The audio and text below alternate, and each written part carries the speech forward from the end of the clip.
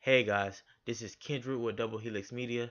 So, it has finally arrived, Spider-Man Homecoming trailer number 2. There are quite a few new scenes and a lot more action than the original trailer.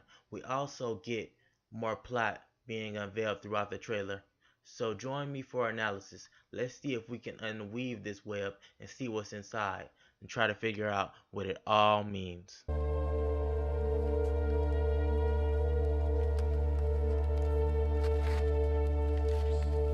Yo, you got the juice now, man. So my last video was a little off the money. I saw the little spider bot and my mind went straight to Spider Slayer. This is obviously not the case. I do eventually hope they will incorporate the Spider Slayers into the films. These little guys are actually the spider bots, a throwback to Superior Spider-Man.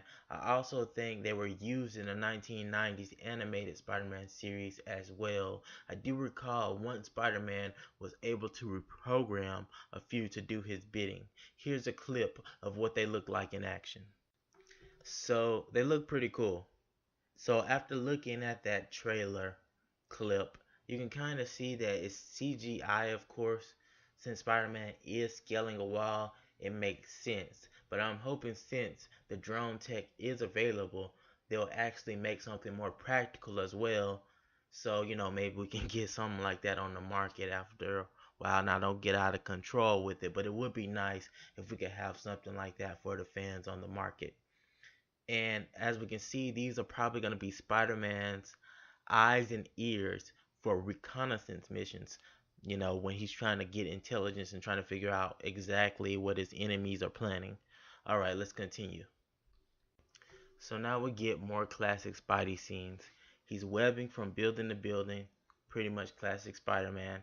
He's getting some prep talk from his mentor Tony Stark. Tony drops a classic Spidey saying, then Spidey crashes a pool party, so he's kind of getting reckless, but it makes a lot of sense since he's barely a teenager, still in those tween vibes from this Spider-Man. So he's very much in his tween stage of trying to figure out what type of hero he's gonna be or if he's even gonna be a hero. So the next scene, I believe, is probably one of the more important things to take from this trailer, and seeing Spider-Man lose his suit. Whatever leads to the boat incident um, gives Tony Stark flashbacks. I think he's just trying to protect Peter Parker from the backlash, basically protecting his innocence. He is also kind of treating Peter like a chance at redemption for Sokovia. Like, Tony doesn't want Peter to have blood on his hands, trying to be a vigilante. So he's trying to basically save him from the backlash. Spider-Man feels helpless without the suit, and he goes back to underdog status. And I think this makes perfect sense for Peter Parker, who is often portrayed as someone who is trying to find himself. Tony is being portrayed pretty accurately as well, since he does not like anyone to misuse his tech. We also get a better understanding of the Vulture's issues with Tony Stark and what drives him and what is his motive. Based on what I've heard, the Vulture is basically Nega Stark in this movie. He wants to do things Tony sees as irresponsible, unethical, rich people stuff. Basically, Tony takes a deal from him to stop his plans. Old and feeble, he can't even attend meetings in person. How dare you? You are nothing but a corporate vulture. You think anti-gravity is a pipe dream? Ha! Mark my words, Osborn. There's only room for one bird of prey in this company, and I am it. So Vulture, as his name wonderfully exudes, is a bottom feeder in the business world. Basically, if you ever watch Shark Tank, the Vulture is Mr. Wonderful to the 10th power. He is unethical and will make deals for power given the opportunity. I think he's being portrayed more as a down on his luck guy more than usual. He's been a recurring character in the past. I'm not sure if he will return after this movie. Anyways, the Vulture has a bone to pick with Tony Stark, which is definitely in character for him to do.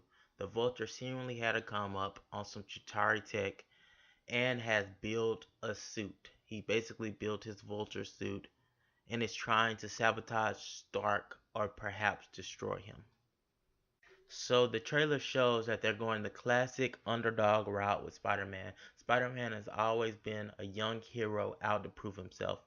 So he is pursuing the Vulture even after a pep talk from Tony Stark, which dissuades him to do so. If you have ever seen Spider-Man collaborate with anyone, he is usually taken less than serious and undermined it until he proves himself. So Spidey is going back to his underdog roots. This makes a lot of sense to me. So now for the good and bad things with the trailer. So the good things. The MCU usually knows how to give plot without ruining the movie. From what we've seen, I think they haven't spoiled the movie, though they've given us a taste of what's to come, and we are in for surprises. The bad part was the editing. In my opinion, it was kind of lackluster. I don't think the movie will be lackluster, but the trailer didn't get me as hype as I thought the second trailer would do. The first trailer and the second trailer pretty much had the same effect. After seeing the second trailer, I still feel hype, but I feel about as hype as I was after seeing the first trailer. I'm still kind of nervous, but I'm hoping they can knock this one out the park.